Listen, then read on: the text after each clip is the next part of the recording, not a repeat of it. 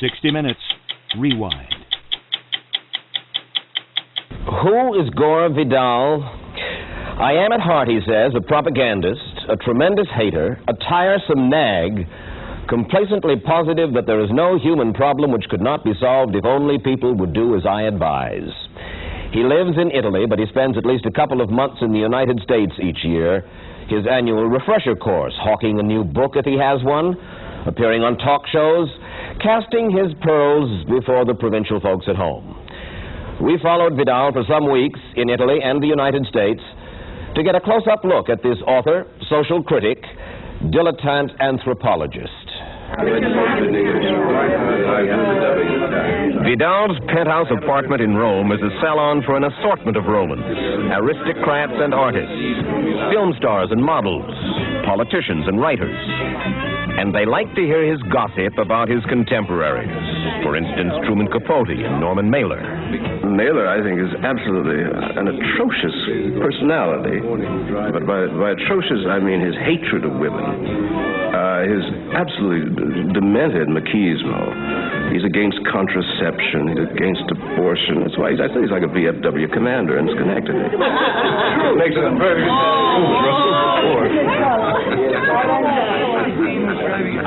I said, Truman Capote has spent most of his life trying to get into a world with some success that I have spent most of my life trying with some success to get out of. This man has shared Vidal's life for 24 years. Howard Austin, friend, cook, social secretary. Vidal does most of his writing above the Amalfi Coast south of Naples in a kind of Berchtesgaden, a 5-story establishment hanging from the cliffs of Ravello, complete with its own vineyard and lemon orchard. He bought all this with the proceeds of 4 bestsellers. He writes fast and in longhand. He's produced 14 novels in the last 30 years, plus 4 Broadway plays, countless films and television dramas, and a profusion of essays and poems. His first novel, written at 19, was Willywaw. Then The City and the Pillar on homosexuality, Messiah, Julian, Washington, D.C., Myra Breckenridge, 2 Sisters, Burr, and Myron. He has been variously labeled a superlative writer whose elegance is unmatched and a sly pornographer who squanders his formidable talent. At 10, he read the congressional record to his blind grandfather, Senator Thomas Gore. His father, Eugene Vidal, was FDR's chief of civil aviation. His mother, remarried to Louis Auchincloss, made him a stepbrother to Jacqueline Bouvier, later Kennedy, because her mother also married Auchincloss. Thus, a relationship to the Kennedys, support in his losing bid for a congressional seat in 1962, and entree to the White House. His political satire, The Best Man, was a big Broadway hit while Jack Kennedy was president. When we sat down in his living room at Ravello, we talked of sensuality and sin, of politics and people. We began with Jack Kennedy. I liked him tremendously, and I hang his picture in my library, not as an icon, not as a memory of Camelot, not as a memory of glorious nights at the White House or in Bel Air, but never again to be taken in by anybody's charm. That he was one of the most charming men I've ever known, one of the most intelligent, and one of the most disastrous presidents I think we've ever had. Vidal blames Kennedy most for committing the United States so substantially to Vietnam. And prepared the way for the corn-pone Genghis Khan, Lyndon Johnson's attempted conquest of Asia. And we're still paying for that. What is your current relationship with Mrs. Onassis, your stepsister? I haven't seen her since 1962. There's no reason for our lines to cross. She was devoted to Bobby Kennedy, and I was, as you know, plainly not. And we fell out over that. And we've not come each other way. I kind of like her, though. She's very bright. Unlike most of the family, she is quite intelligent, quite shrewd, knows exactly what she wants, which very few people do. And I think kind of admirable. Good First Lady? Oh, that? No, very bad, I should think. But then you saw my ideas of first ladies, and that, what a god-awful phrase that is. Presidents' wives, I mean, mine is based on Mrs. Roosevelt. Whom you admired immensely. Yes, and I think that if you are given a great place in life, you must do something in exchange for it. I'm an old-fashioned Puritan about that. And she had no interest in anything but herself. Mrs. Kennedy? Yeah, which is all right. I mean, that's her character. But it is not noble. Vidal can be at his most engaging and provocative when he talks of sex. But when it comes to love, he is somehow uneasy. Love, Gore. Well, that's a moving phrase. What does it mean, as far as you're concerned? Well, I don't like the word love. It's like patriotism. It's like the flag. It's the last refuge of scoundrels. When people start talking about what wonderful, warm, deep emotions they have and they are loving people, I watch out. Somebody's going to steal something. Romantic love, as Americans conceive it, does not exist, hence the enormous divorce rate. Because whatever it is sexual that first brings them together. When that cools, there's often not much left. You've lived with a man for 23, 24 years. Yes. You have never been in love with him, nor are now. You are simply good companions. I'm not sure that I understand. Well, haven't I proved it by living with somebody for 24 years? That's obviously not being in love. If you're in love, that is something very intense and generally very brief, as has been most people's experience. You don't live with the person you're in love with, I should think. At least I've known very few cases of it. You mean it's an arrangement of convenience for you? No, just you live with a friend, that's all, which is something quite different from having a grand passion or having a love affair. Well, you live with a friend, but you have sexual congress, if you will, with an assortment of friends. Oh, certainly. I'm devoted to promiscuity. And always have been. I believe the more you do, the better it is for you. I'm a great health nut. And sex is, I think, absolutely marvelous for the whole system. Tones you up. You take a certain satisfaction in the fact that American attitudes about sex, sexual liberation, sensuality, whatever, have changed considerably, particularly in the last half dozen years. Yes, indeed. And I certainly am happy to take a good deal of credit for that. Because I think it was necessary. I think part of the sickness of the country has come from a degree of repression. I think a great deal of the misadventure in Vietnam came out of a kind of deranged machismo on the part of the American rulers. We've had two presidents, which I think were clearly pathological types, Lyndon Johnson and Nixon in a row. And the people aren't dumb, but the people, I guess, are kind of morbid. They like these extraordinarily crazy people who get up there very intense. And as you look at them, you expect suddenly a little door will open, and a bird will come out. Sooner or later, they're going to go mad on air. And this, I guess, is exciting. I think it's a little sick, but it's very exciting for the audience out there. Not so long ago, Gore, you wrote, "It could be said with almost the best will in the world that we've created a hell and called it the American way of life." Serious? Oh, I think serious, yes. Certainly most people living in America would agree. I saw the last statistic on people who wanted to emigrate was something like 34 million Americans wanted to emigrate, preferably to Australia. Where in the world did you see that statistic? Gallup poll. I read the Gallup poll faithfully. Of course, I don't believe it when it goes against my prejudices, but whenever it does supports one, I always quote it.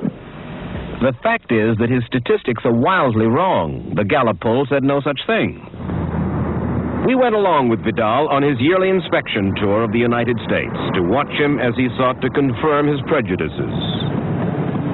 These yearly hegiras, these back-home pilgrimages, are for him a mixture of Chautauqua, sales meeting, and Sunday sermon. He loves to startle.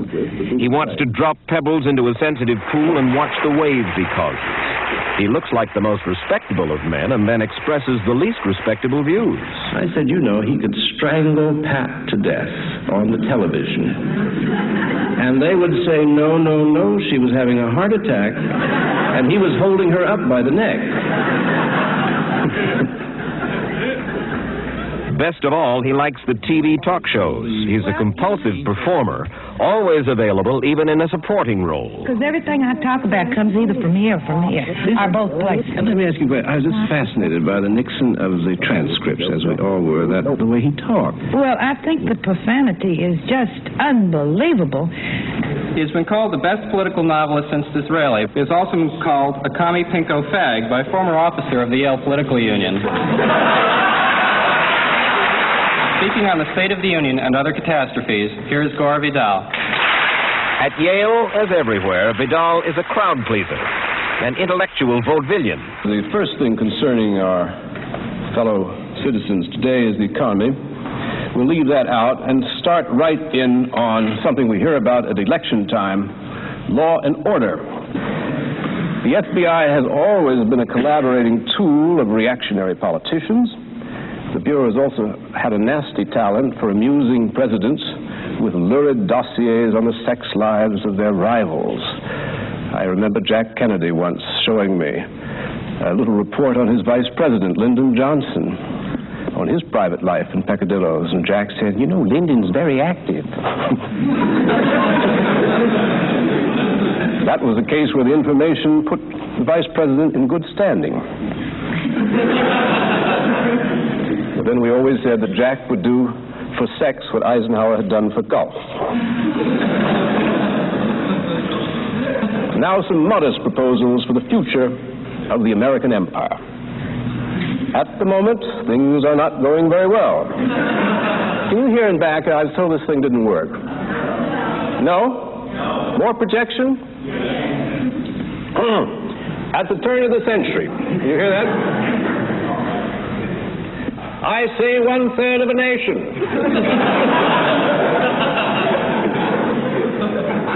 Ill-groomed.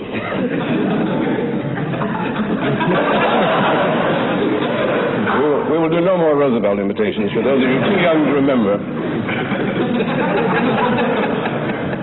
I'm one of the few people who used to be able to do Eisenhower. In a true democracy, there is no place for a serious difference of opinion on great issues.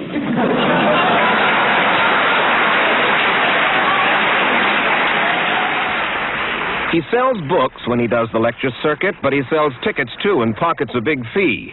And he likes the feedback that he gets, the questions from the audience. You remind me of a woman I once had at a meeting who got up and said, in the Salinas Valley, "Mr. Vidal, as an ordinary housewife, what can I do to fight communism is my first question. And secondly, Mr. Vidal, what is communism?"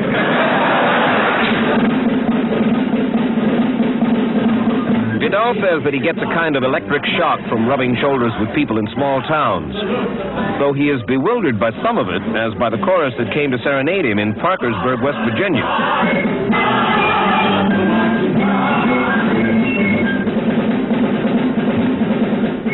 His tour began on the East Coast and went on for a month of one-night stands.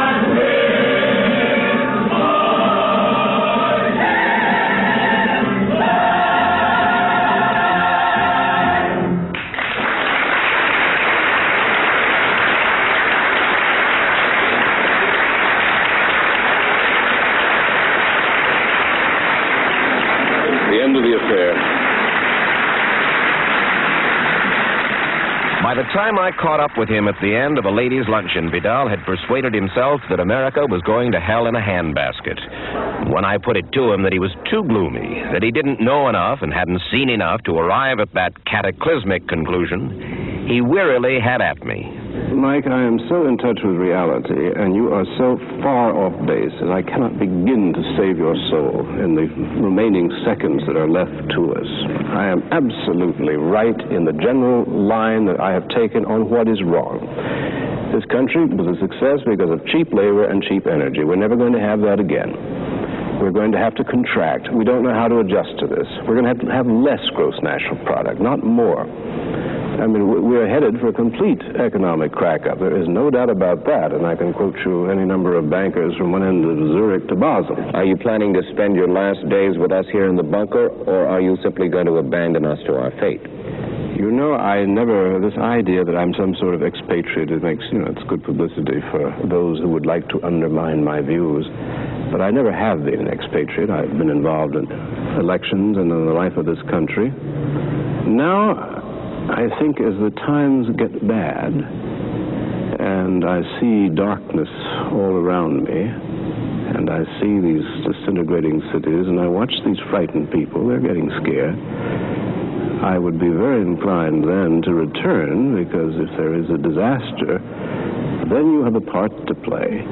And I think that if the world is about to end, or at least the society as we have known it is cracking up, then it's best to end your days, as it were, on native ground. Nonetheless, it turns out, Vidal is still an expatriate in Ravello. In his basement gymnasium there, he contemplates past glories in the posters on his walls, while toning up his muscles, no doubt, against that impending doomsday.